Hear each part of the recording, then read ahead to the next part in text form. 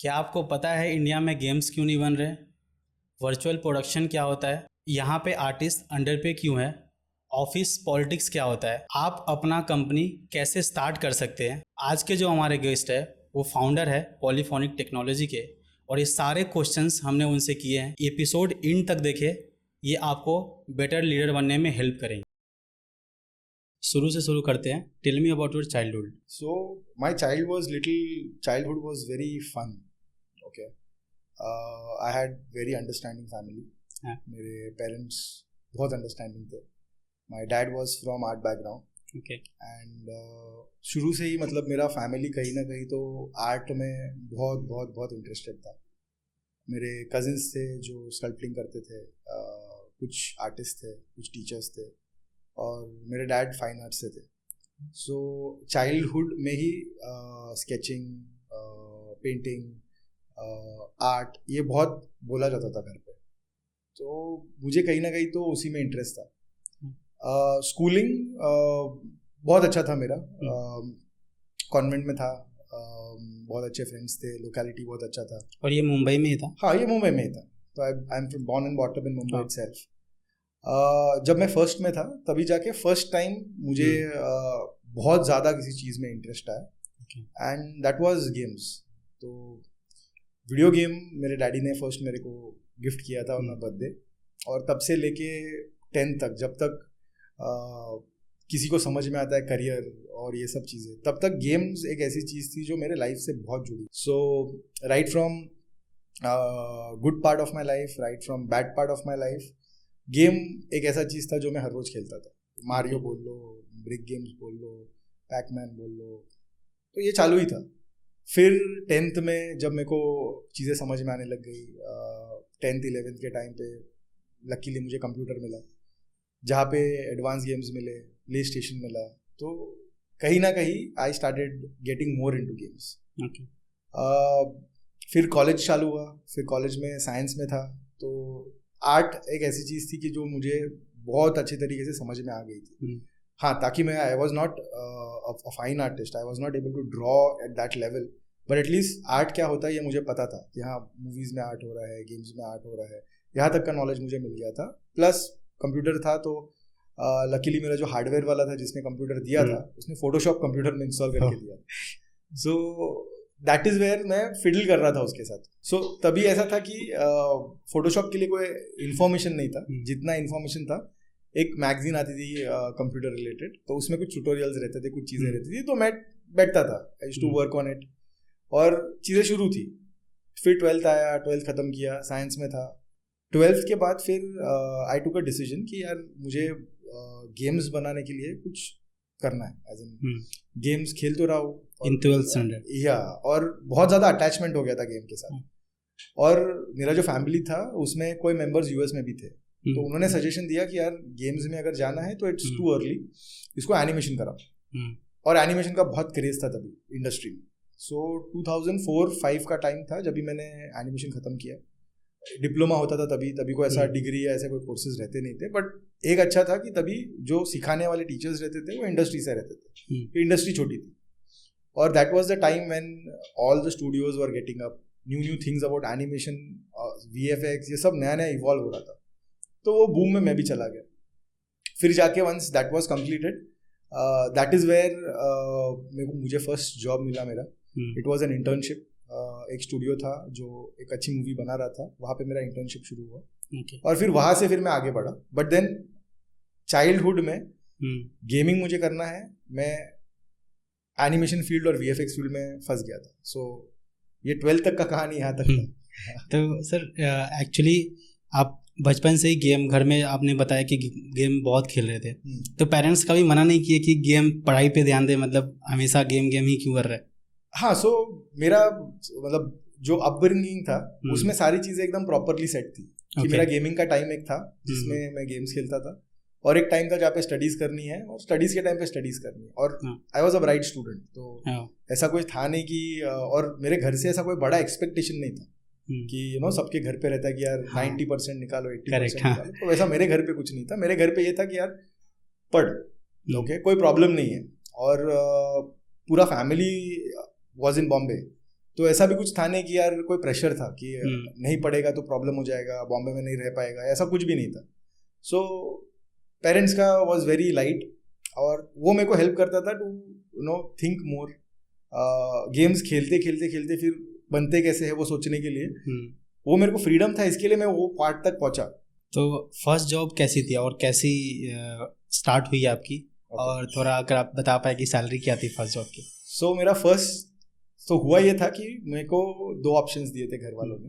मतलब एक बार हो ही जाता है कि पेरेंट्स फ्रस्ट्रेट हो जाते हैं कि यार तू एनिमेशन तो कर रहा है और साइंस में था, 12th खत्म करके तू, सेम ईयर में भी साइंस से ही था, तू 12th खत्म करके ग्रेजुएशन करने का छोड़ के तू एनिमेशन जैसे फील्ड में जा रहा है, गुड कंप्यूटर्स कर रहा है. तो उनके लिए वो कंप्यूटर्स था, उनके लिए ऐसा नहीं था कि आर्ट है इसमें या फिर इसमें कोई करियर होता है. उनके लिए मैं कंप्यूटर्स कर रहा था. तो ये सब सही है, बट देन मेरा जब डिप्लोमा खत्म हुआ तभी एक फर्स्ट टाइम प्रेशर आया कि यार अभी कुछ सोच, किधर जॉब वॉब कुछ तो देख ले. तो तभी एक स्टूडियो हुआ करता था, छोटा स्टूडियो था, तो वहाँ पे I got myself as an intern. वहाँ से मेरा शुरू हुआ. जो मूवी थी वो अच्छी मूवी थी, और जो काम था वो भी वो टाइम के हिसाब से थोड़ा एडवांस काम था जो वो कर रहे थे. और बॉम्बे में स्टूडियो ही कम थे वो टाइम. हाँ, पहले नहीं थे, पहले इतने थे ही नहीं, और इवन इंस्टीट्यूट्स और कॉलेज भी इतने सारे नहीं. यस. सो वो स्टूडियो ने मुझे बहुत कुछ सिखाया. और आज लकीली अभी रिसेंटली एक इवेंट में मैं मेरे सीनियर को मिला, और I felt very happy. He is in the industry since like 25-30 years now. तो वो मेरे फर्स्ट मेंटोर थे जिन्होंने को एक पर्टिकुलर एक चीज़ में, स्टूडियो में कैसे काम करते हैं वो सिखाना शुरू किया. क्योंकि तभी जो काम होता था उसमें कोई प्रोसेस नहीं था, सिंपल काम रहता था. आज तो बहुत कॉम्प्लिकेटेड हो गया. एज इन एक VFX शॉट निकाल के लिए कितने सारी चीज़ें आती है, पर तभी वैसा नहीं, कितने सारे डिपार्टमेंट्स भी इस पे वर्क करते. यस, तभी वैसा कुछ था नहीं. तभी एक 30-40 लोग बैठ के एक चीज़ पे काम करते थे. अब उसमें उसको VFX बोल लो, रोटो बोल लो, तभी तो नाम भी नहीं थे. तभी तो ऐसा था कि हम लोग एनिमेशन और VFX कर रहे हैं. पहले तो VFX समझते भी नहीं थे, मतलब फिल्म में एडिटिंग कर रहे हैं. यस, ये पूरा पोस्ट प्रोडक्शन में चला जाता था. और फिर और तभी एक्चुअली देखा जाएगा तो इतना ज़्यादा CG था भी नहीं, और इतना ज़्यादा VFX था भी नहीं, बेसिक होता था. सो वहाँ से मेरी शुरुआत हुई. और सैलरी क्या थी फर्स्ट जॉब की? तो मेरा फर्स्ट जॉब का सैलरी वॉज 7,500. ओके. और मेरा उसमें काम क्या था वो भी बताता हूँ.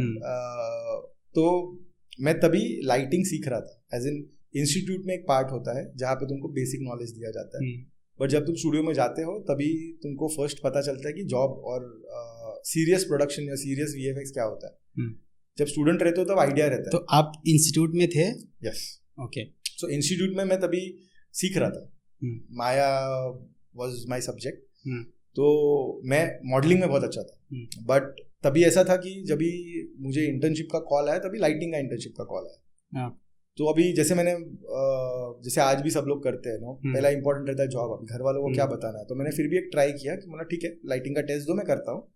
टेस्ट अच्छा गया तो दे सेड कि लाइटिंग में आ जाए. I joined as a lighting artist, बल्कि मुझे मॉडलिंग में बहुत ज़्यादा इंटरेस्ट था. फिर लाइटिंग आर्टिस्ट जब मैं ज्वाइन किया तभी मेरा फर्स्ट जॉब वाज कि पूरा दिन बैठ के, मेरा नाइट शिफ्ट रहता था. और सुबह सारे जितने भी आर्टिस्ट रहते थे वो अपना काम खत्म करते थे, लाइटिंग और रेंडरिंग और ये सब पे रेंडर फ्रेम्स छोड़ के चले जाते थे. मतलब जो बाकी डिपार्टमेंट्स काम खत्म किए तो लाइटिंग का एंड पार्ट होता है कि आप. सो लाइटिंग आर्टिस्ट जब रेंडर करता था 0 to 25 फ्रेम्स रेंडर करने, तो वो टाइम पे कंप्यूटर्स थोड़े वीक थे, इतने पावरफुल कंप्यूटर्स थे नहीं. तो एक फ्रेम 45 मिनट्स 1 hour लेता था. तो मुझे बैठ के देखना रहता था कि वो फ्रेम्स बराबर रेंडर हो रहे हैं, कंप्यूटर क्रैश नहीं हो रहा है. और अगर कोई तभी एक ब्लैंक फ्रेम करके एक चीज़ था, कंप्यूटर रेंडर करते करते एक आध फ्रेम छोड़ देता था. तो वो टाइम पे मुझे वो नोट करना रहता था कि कौन से फ्रेम में प्रॉब्लम, और वो मेरे को सुबह अपडेट दे के निकलना था घर. So that is how I started. But then धीरे धीरे करके then I moved into actual lighting, asset creation. फिर वो पूरा तभी एक जनरलिस्ट करके बहुत था कि एक पर्टिकुलर डिपार्टमेंट नाम की कोई चीज़ नहीं थी. फिर धीरे धीरे मॉडलिंग में आया. अभी तो बहुत स्पेसिफिक हो गया है. अगर आप मॉडलर हो तो मॉडलिंग करोगे, एनिमेटर हो तो एनिमेटरी करोगे. So you started polyphonic studio. तो ये कब आपके माइंड में आया कि मुझे अपनी कंपनी एस्टैब्लिश करनी है, अपनी कंपनी ओपन करनी है? क्योंकि स्टार्टिंग में जब आपकी जॉब हुई और उसके बाद आपने कंटिन्यू किया इस जर्नी को, देन पॉलीफोनिक की जर्नी कैसी रही? जैसे मैंने स्टार्टिंग में बताया कि मेरा जो फोकस था वॉज गेम्स। मेरा इस इंडस्ट्री में आने का मेन मोटिव वॉज कि मैं गेम्स बनाऊँ या गेम इंडस्ट्री में काम करूँ। और जितना मैंने फ्रॉम 2004 मतलब 2004 मेरा इंटर्नशिप और ये सब में गया, 2005 से मैं एक्चुअल प्रोडक्शन में, सेंसिबल प्रोडक्शन में आया, जहाँ पे मॉडलिंग, टेक्सचरिंग, लाइटिंग, वीएफएक्स के लिए क्या चाहिए, सीजी के लिए क्या चाहिए, सब चीज़ें समझने लग गया। तभी ड्यू टू सम सर्कमस्टेंसेस मेरे पास ऑप्शंस नहीं थे कि मैं कुछ अलग करूँ। और वो टाइम पे वीएफएक्स की इंडस्ट्री थी। एनिमेशन बोलोगे तो वीएफएक्स इंडस्ट्री और एनिमेशन इंडस्ट्री और सीजी इंडस्ट्री थी।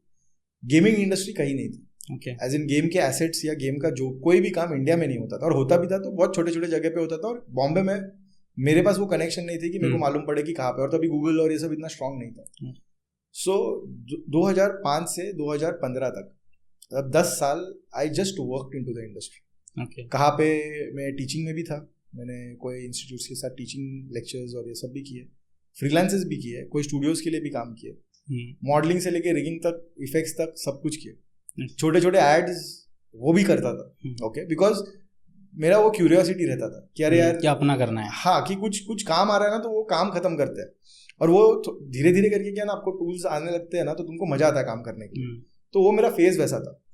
फिर 2015 में मेरा जब माई लाइफ वॉज सेटल्ड कि मेरे को मालूम है अभी एक बेस इनकम शुरू हो गया है, कुछ सेविंग बन गए, तो अभी मैं लिटरली कंट्रोल लिया खुद के लाइफ का और सेट किया अभी मेरा करियर जो है मैं मेरे हिसाब से बनाऊंगा। तभी गेमिंग इंडस्ट्री थोड़ा सा आ गया था कि लोगों को पता चल गए, इंस्टीट्यूट्स थे। तो 2015 में मैंने और एक मास्टर्स इन गेम किया, दैट वाज 1 ईयर प्रोग्राम, जो डेडिकेटेडली गेमिंग के लिए प्रोग्राम था। गेम्स बनते कैसे हैं, उसमें क्या क्या होता है, ये सारी चीज़ें थी उसमें। कॉलेज से, जिस कॉलेज से किया वो भी बहुत रिनाउंड कॉलेज है। सो वो कॉलेज से जब मैं 2015 और 2016 मैंने कंप्लीट करियर से ब्रेक ले लिया, और मैं पूरा फोकस हो गया कि मैं अभी जो भी करूँगा मैं गेम्स के लिए करूँगा। मेरा एक अच्छा पोर्टफोलियो बनाया, स्टूडियोज़ को दिया, और एक बहुत अच्छा गेमिंग स्टूडियो है बॉम्बे में जहाँ पे मैं प्लेस हो गया, और वहाँ से मेरा गेमिंग का करियर शुरू हुआ। अभी जब मैं उस स्टूडियो में गया तब मेरे को एक चीज़ समझा कि यहाँ पे गेम्स नहीं बन रहे, यहाँ गेम्स का आउटसोर्स हो रहा है। ओके, तो गेम्स मतलब प्रोजेक्ट्स लिया और कहीं और दिया। सो आउटसोर्स मतलब कि एक गेम बन रहा है, वो गेम का कुछ पार्ट यहाँ पे आ रहा है, और उसमें एज अ इंडिविजुअल मुझे कोई सीखने के लिए कोई चीज़ नहीं मिल रही है, मैं एसेट क्रिएशन कर रहा हूँ, मतलब मॉडल्स बना रहा हूँ। तो मॉडल टेक्सचर बनाओ, खत्म, मेरा जॉब इधर खत्म। अभी गेम्स आगे बनते कैसे हैं उसका एक्सपोजर जो मुझे कॉलेज में था उतना ही था। आगे 2 साल मैंने उस कंपनी को दिया, पर 2 साल में मैंने एक चीज़ रियलाइज किया कि यार मैं अगर इधर बैठ जाऊंगा ना तो आगे नहीं बढ़ पाऊंगा। तो फिर बहुत अच्छा एसेट्स बना लूंगा, पर जो मेरा गेम बनाने का जो पैशन है वो पूरा नहीं होएगा यहाँ पर।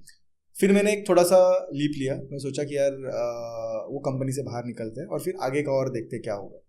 तो जब मैं वो ट्रांजिट में था, जब भी मैं वो सोच रहा था कि यार अभी ये कंपनी छोड़ के मैं अभी कोई गेमिंग कंपनी और कोई अच्छी कंपनी में जाने का कोशिश करता हूँ, तभी मेरे जितने भी फ्रेंड्स थे उन लोग से भी मैं बहुत चीज़ पूछा, और तभी ऐसा था कि मेरा लाइफ थोड़ा सेटल था, there was not mental pressure, financial pressure, ऐसा कुछ ज़्यादा था नहीं। So that help me to take that decision. और फिर दैट इज़ द टाइम मैंने थॉट किया यार मेरे जैसे बहुत सारे लोग हैं जिनको गेम्स बनाने, जो इस एसेट बिल्डिंग, और मेजरली इंडिया में गेम के लिए एसेट बिल्डिंग का ही काम आता है। AR VR तभी बहुत नया था, तो ये सारी चीज़ें बहुत चल रही है मार्केट में, और इसमें कुछ करने के लिए स्कोप है। सो लकीली मेरे पास कोई कनेक्शंस थे, क्योंकि मैंने ऑलरेडी 11-12 साल इंडस्ट्री को दिया हुआ है। तो जो इन्वेस्टर्स है, इन्वेस्टर लॉबी है, जो हेड लेवल पे लोग बैठे हैं, वो कनेक्ट में थे मेरे। तो मैं उनसे बात करना शुरू किया। तो वैसे एक इंडिविजुअल थे जिन्होंने मुझे हेल्प किया, उन्होंने बताया कि यार चलो मेरी एक कंपनी है जो एनिमेशन रिलेटेड ही कुछ चीज़ करती है, तो तू उसमें मुझे हेल्प कर, मैं तेरी कंपनी डेवलप करने में तेरे को हेल्प करता हूँ। तो मैं स्टार्ट किया 5 मेंबर टीम से, मैंने 5 लोग हायर किए। 2016-17 का टाइम था, हम लोग अंधेरी में ही एक छोटे जगह पे वी स्टार्टेड, और हम लोग का मेन फोकस था कि गेम का जो काम है, जो आउटसोर्सिंग, अभी जब कंपनी शुरू करते हो ना तब 2 इंपॉर्टेंट पार्ट रहता है। एक रहता है तुम्हारा पैशन जिससे तुमने कंपनी चालू किया, दूसरा रहता है वो कंपनी को सस्टेन करना, कि main challenge. Yes, these are 2 main challenges, और इसके बीच को बैलेंस करना ना तो तुम सक्सेसफुल बिजनेस कर सकते हो, नहीं तो तुम्हारा बिजनेस कभी सक्सेसफुल नहीं होगा। Okay. अगर तुम सिर्फ पैशन की तरफ जाओगे तो पैसे खत्म हो जाएंगे, और पैशन का तो क्वेश्चन मार्क है, उसका क्या होगा पता नहीं है। सर्विस में अगर सिर्फ सर्विस में रुक गए तो इंडस्ट्री चेंज हो रही है, एक टाइम के बाद तुम आउटडेट हो जाओगे और फिर तुमको और कोई नया आइडिया लेके आना पड़ेगा। तो इन दो चीजों को बैलेंस करना इज मोस्ट इंपॉर्टेंट पार्ट। तो ये कहीं ना कहीं मैं बैलेंस कर रहा था। एक पोर्शन में मेरा एक आईपी है उसको मैं दे रहा था, दूसरा पोर्शन में सर्विस को भी अप कर रहा था। तो ऐसे करते करते 2 साल हम लोगों ने कुछ छोटे बड़े प्रोजेक्ट्स किए, और 3 साल के बाद हमको बड़े प्रोजेक्ट्स मिलना शुरू हो गए। तो 2019-20 का टाइम था जब कोविड का माहौल चालू था, तो तभी जाके मुझे कुछ बड़े प्रोजेक्ट्स मिले, बिकॉज बहुत सारे स्टूडियोज बंद हो गए थे, किसी को पता नहीं चल रहा था। और हम लोग एक 5 मेंबर टीम थे, तो मेरे लिए बहुत इजी था, कंप्यूटर सबके घर पे पहुंचा दिए और बोला पापा वर्क फ्रॉम होम करेंगे। और उसमें पैसे भी बच रहे थे, एज वेल एज जो प्रोजेक्ट्स हैं वो सीरियसली भी डिलीवर हो रहे थे। मैं बहुत ज़्यादा बड़े प्रोजेक्ट्स नहीं ले रहा था, और ऐसे करके पॉलीफोनिक का थोड़ा सा इनफैक्ट हमको भी पता चला कि पॉलीफोनिक क्या क्या कर सकता है। स्टार्टिंग में जब कोविड का फेज चालू था, तब हमने वेरियस प्रोजेक्ट्स किए, फिल्म्स के कुछ प्रोजेक्ट किए, टीवी सीरीज के कुछ प्रोजेक्ट्स किए, एड्स के कुछ प्रोजेक्ट्स किए, वर्चुअल रियलिटी के कुछ प्रोजेक्ट्स किए, क्योंकि वर्चुअल रियलिटी मेटावर्स बहुत बूम कर रहा था तब। फिर गेम रिलेटेड कोई प्रोजेक्ट्स किए जिसमें छोटे गेम्स थे, नॉट बिगर गेम्स, ऐसे गेम्स जो एग्जीबिशन में लगते हैं, इंटरैक्टिव गेम्स रहते हैं। तो ऐसे छोटे छोटे गेम्स हम लोग कर रहे थे।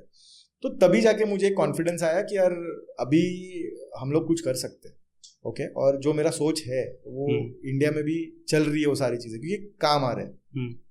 और फिर कोविड के बाद 2021 में तभी मेरे साथ और लोग जुड़ गए थे। मेरा टीम जो था वो अराउंड 20-25 लोगों का बन गया था।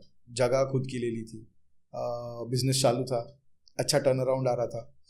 और फिर तभी जाके मैंने सोचा कि यार अभी थोड़ा और एक लेवल ग्रो करते हैं, अभी कुछ बड़ी फंडिंग्स लेते हैं और बाहर जाते हैं और लोगों के साथ टाई अप्स करते हैं और देखते हैं आगे क्या हो सकता है। क्योंकि मेरे को सर्विस, जैसे मैंने बताया, सर्विस वर्टिकल को तो मुझे रखना ही है, नहीं तो मेरे एम्प्लॉयज़ की सैलरी नहीं होगी। और मुझे टीम बढ़ानी पड़ रही थी, बिकॉज अगर टीम नहीं बढ़ाऊंगा तो बड़े बड़े काम ले नहीं पाऊंगा। और अगर मुझे आईपी भी बनाना है खुद का, तो भी मेरे को टीम में बहुत सारे लोग लगेंगे, तो वो लोगों को सस्टेन कैसे करें। तो तभी जाके हम लोग ने एक आईपी शुरू किया, दैट वाज योध, जो एक गेम है। थोड़े दिन के बाद अभी तो हमने जस्ट एक टीजर रिलीज किया है, और धीरे धीरे करके वो अपना अपना लेवल पे बढ़ते जा रहा है। बट सर्विस का पैसा जो है वो हम इस आईपी में डाल रहे हैं। So that is how we are struggling. Okay, अभी जाके कहीं पे पॉलीफोनिक ये साल कुछ स्टेबल हुआ है, जहाँ पे एक कंटिन्यूस वर्कफ्लो आ रहा है। बट फिर भी जैसे इंडस्ट्री का ये साल जो हालत चालू है, वो हिसाब से थोड़ा सा वर्कफ्लो डाउन है, बट स्टिल एटलीस्ट हम लोग उस लेवल पे कि सस्टेन कर पा रहे हैं, नॉट अ प्रॉब्लम। और सिमिलरली आईपी भी डेवलप हो रहा है। तो मेरा जो मेजर इंपॉर्टेंट कॉन्सेप्ट था पॉलीफोनिक को लेके, ये एक वेव था। ऐसा कुछ था नहीं दिमाग में कि यार एक कंपनी शुरू करेंगे। ओके, मतलब ये हो गया। और ये हुआ इसके लिए क्योंकि एक तो एक यूनिक चीज था जिसके ऊपर मैं बहुत टाइम से रिसर्च कर रहा था, और जैसे जैसे वो इंडस्ट्री में जाते गया, जैसे जैसे प्रोजेक्ट्स आते गए, वैसे वैसे पॉलीफोनिक होते गया। तो सर आपको स्ट्रगल क्या हुई, मतलब क्या फेस करना पड़ा? फॉर एग्जांपल बहुत लोगों को ये है कि उसको भी अगर अपनी कंपनी स्टार्ट करनी है तो वो स्टेप नहीं ले पाते, क्योंकि बहुत सारे डिफ़िकल्टीज आती है, तो वो सोचते ही नहीं है कि मतलब मैं कैसे इसको फेस करूँगा। तो आपको क्या क्या प्रॉब्लम आई थी इस चीज़ में?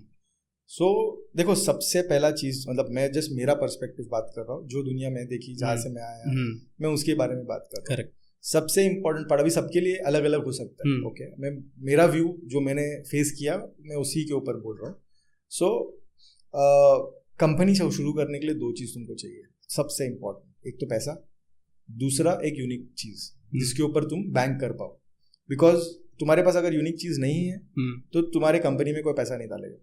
और अगर तुम्हारी कंपनी में पैसा नहीं है, अगर तुम बोलते हो कि मैं हैंड टू माउथ करने वाला हूँ कि मेरे पास है ना 5 प्रोजेक्ट्स है और वो 5 प्रोजेक्ट्स के ऊपर मैं मेरा कंपनी बढ़ाऊंगा, तो ऐसा होता नहीं। वो 5 प्रोजेक्ट्स हो जाएंगे और उसके बाद जब डाउनफॉल आएगा, जब तुम्हारे पास काम नहीं रहेगा, तब तुमको कौन सस्टेन करेगा, राइट? तो सिमिलर वेज में मेरे पास भी स्ट्रगल्स, यही मेरे मेजर स्ट्रगल्स थे।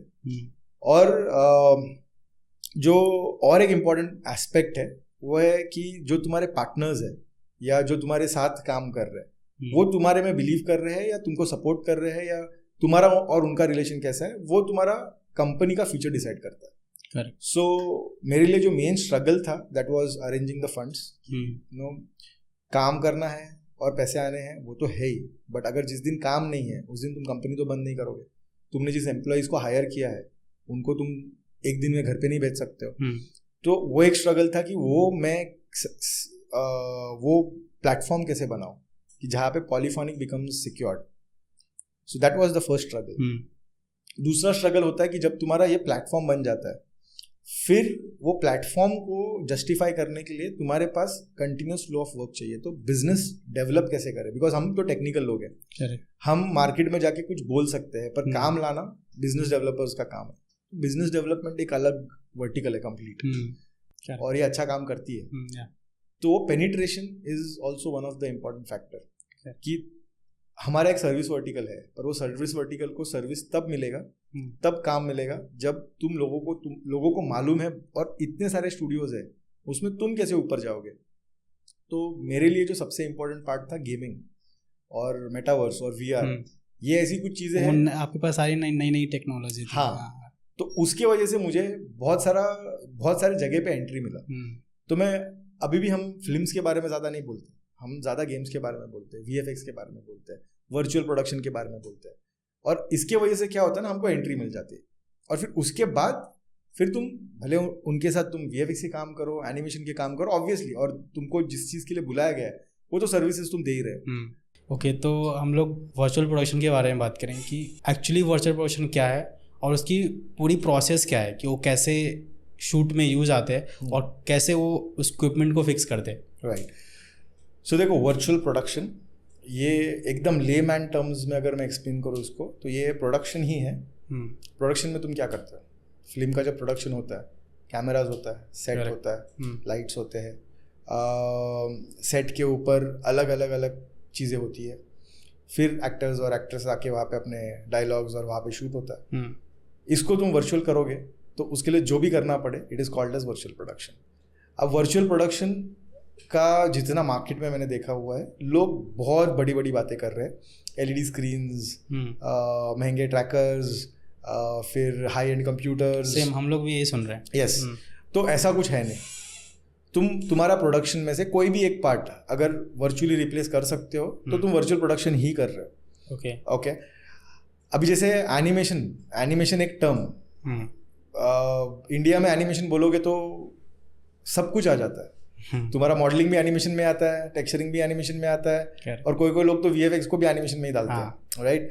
तो वैसा ही अभी वर्चुअल प्रोडक्शन का भी हो गया कि जब तुम वर्चुअल प्रोडक्शन बोलते हो तो सबको लगता है कि इसमें सब कुछ है, पर ऐसा कुछ नहीं है। अभी वर्चुअल प्रोडक्शन में जो मेजर इंपॉर्टेंट पार्ट्स है वो है, सबसे पहला चीज़ दैट इज़, तुम LED स्क्रीन यूज़ कर रहे हो या ग्रीन स्क्रीन यूज़ कर रहे हो, इसके ऊपर बाकी सारी चीज़ें घूमती है।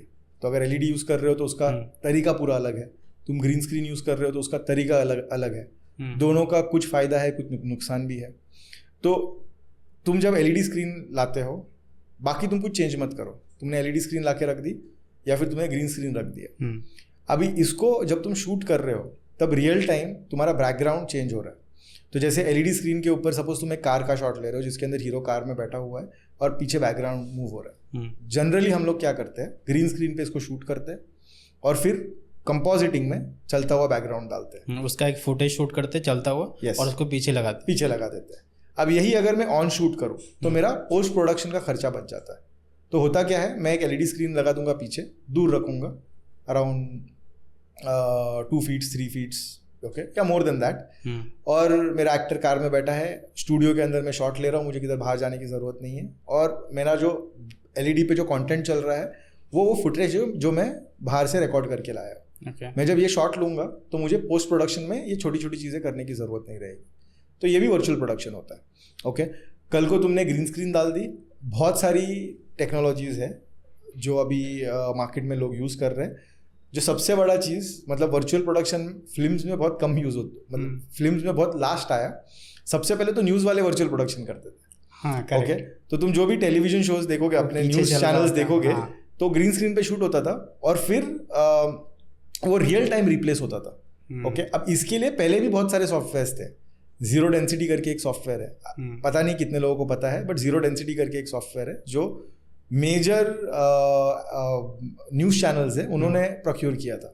ओके। और वो उसके ऊपर वर्चुअल प्रोडक्शन ही करते थे। न्यूज़ एंकर अपना न्यूज़ देता था, वो बोलता था कि पीछे रेनफॉल हो रहा है या फिर ये सेक्शन ऑफ इंडिया में ये कुछ चीज़ें हो रही है, और ये पूरा रियल टाइम कंपोजिट होके ऑन एयर होता था।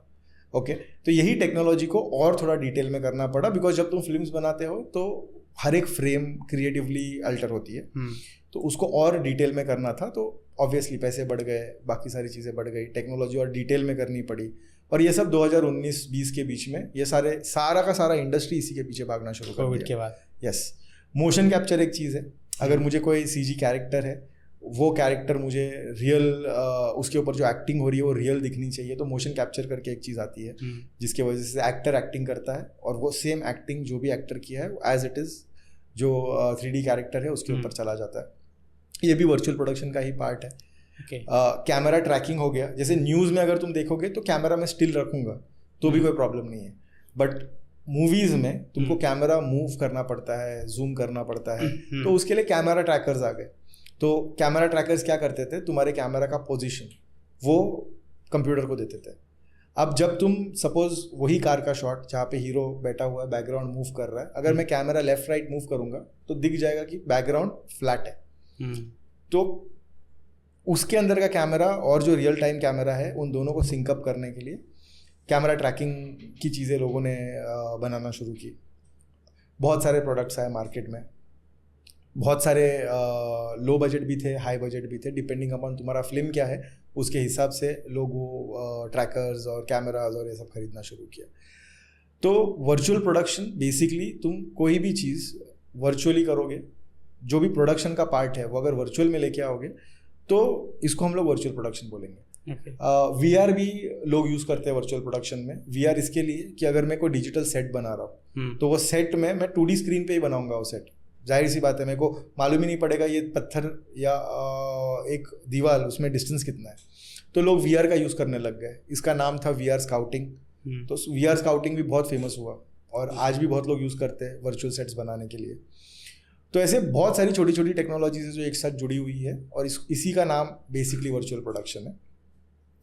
तो अगर LED स्क्रीन पे शूट करना वो ज़्यादा कॉस्टली पड़ता है या ग्रीन स्क्रीन पे शूट करना? देखो, ग्रीन स्क्रीन पे शूट करोगे जाहिर सी बात है सस्ता पड़ेगा। ओके, ज़्यादा करके जो टेलीविज़न एड्स है, फिर तुम्हारे TV सीरीज़ है, ये ज़्यादा करके ग्रीन स्क्रीन पे प्रेफर करते हैं क्योंकि उनका लिमिटेशंस उनके पास खुद के ही लिमिटेशंस रहते हैं, उनका डेडलाइंस अनइवन रहते हैं और उनके कंटेंट में वो लेवल ऑफ डिटेल में जाने की ज़रूरत नहीं रहती है। तो ज़्यादा करके you will see ad films your television shows, ये ज़्यादा करके ग्रीन स्क्रीन में यूज़ करते हैं। LED थोड़ा कॉस्टली है और LED के साथ और भी बहुत सारी चीज़ें आती है। तुमको एक टेक्निकल टीम लगेगी और वो टेक्निकल टीम आज इंडिया में, जैसे ये इवॉल्विंग है, आगे चल के आएगा, बहुत सारे लोगों को मालूम पड़ जाएगा क्या है, पर आज ऐसे लोग फाइंड आउट करना जो शूट सुपरविजन करे और टेक्निकली उतना नॉलेज रखना is again a different task.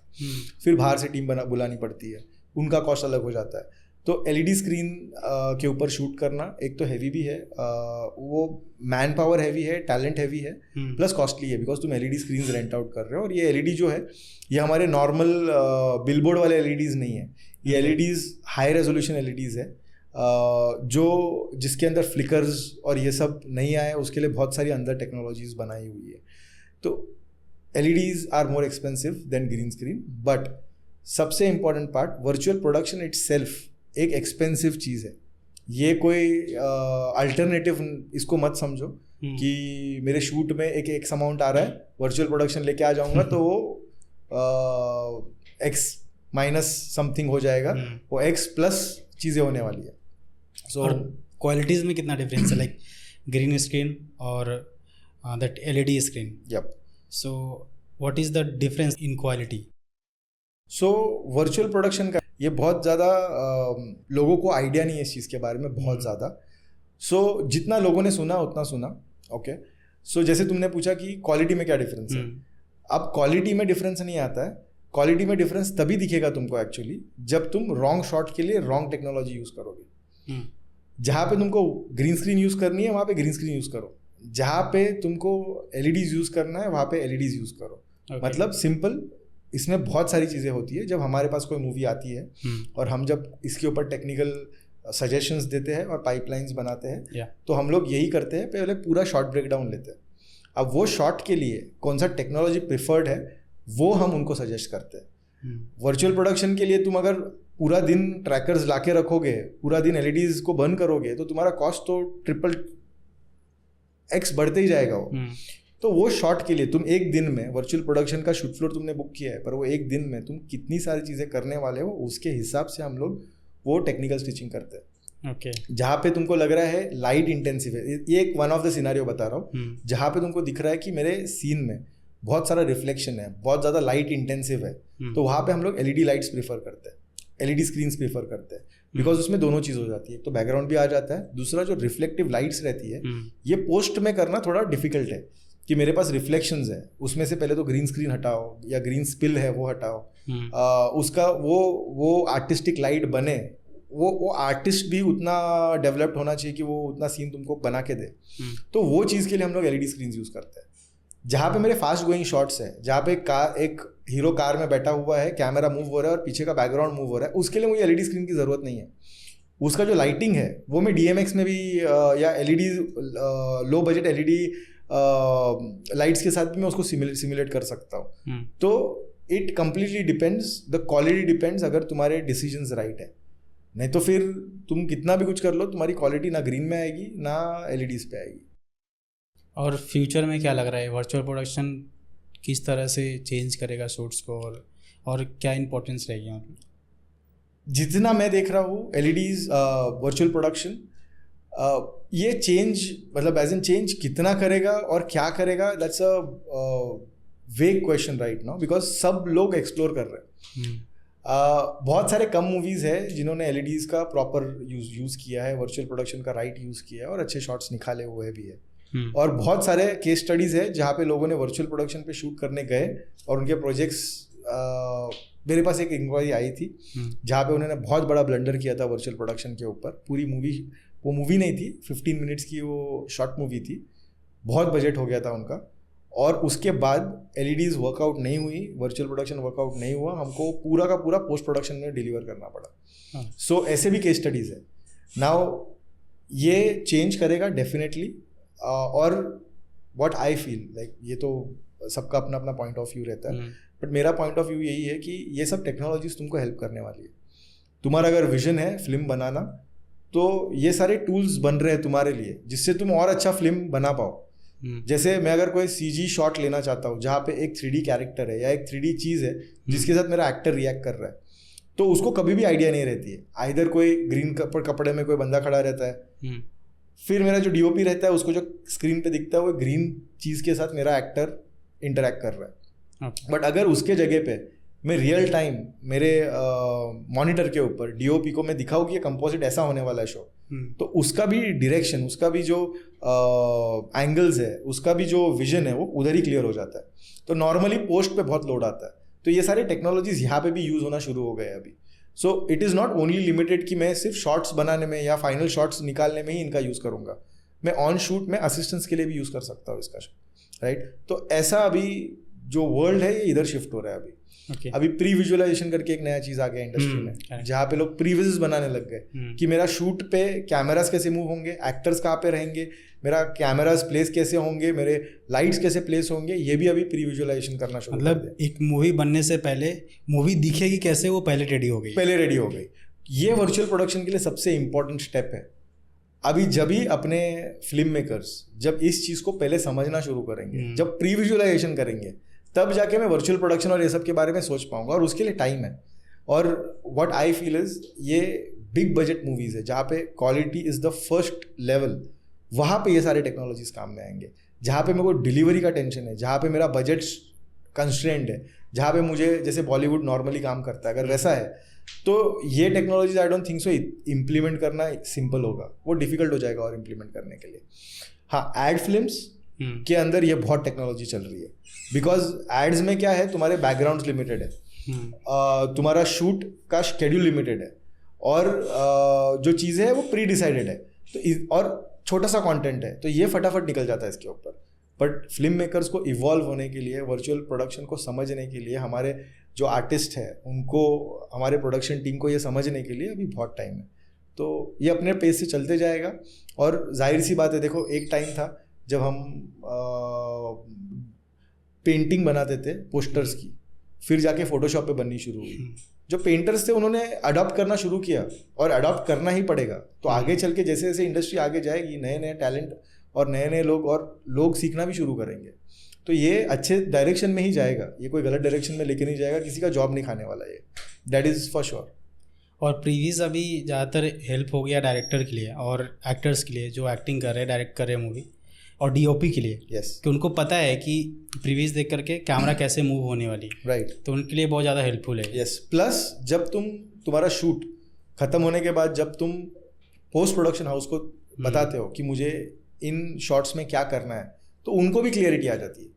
तो नॉर्मली क्या होता है, तुम शूट करते हो और पोस्ट प्रोडक्शन के टाइम तुम पोस्ट प्रोडक्शन या VFX सुपरवाइजर्स को ये बताते हो कि ये कैरेक्टर इसके पीछे आग लगने वाली है, तो वो जो सुपरवाइजर है वो अपने हिसाब से उसको विजुअलाइज करता है। करेक्ट। इवन आप 2-3 लोगों को खड़े कर देंगे ना, तो दोनों अलग अलग तरह से उसको विजुअलाइज करेंगे। यस, बट प्रीवियस से क्या होता है ना कि जो डायरेक्टर को चाहिए वो ही तुमको मालूम पड़ता है कि यही करना है मुझे। सो ऐसा करके प्रीवियस इवॉल्व हो रहा है। और अभी आई एम प्रीटी शॉक्ड कि मैं अभी जितने मतलब पॉलीफोनिक में बहुत ज़्यादा प्रीवियस की इंक्वायरीज आने लग गई, और यही इंडिकेशन है कि हम लोग सही डायरेक्शन में जा रहे हैं। थैंक यू सो मच ये पॉडकास्ट इन तक देखने के लिए। ये पॉडकास्ट 2 पार्ट्स में डिवाइडेड है। अगर इस शो से आपको कुछ वैल्यू मिला हो तो प्लीज़ सेकेंड पार्ट ज़रूर देखें और फीडबैक दे। ये मुझे हेल्प करेगी इस शो को और भी अच्छा और बेहतर बनाने में। Thank you.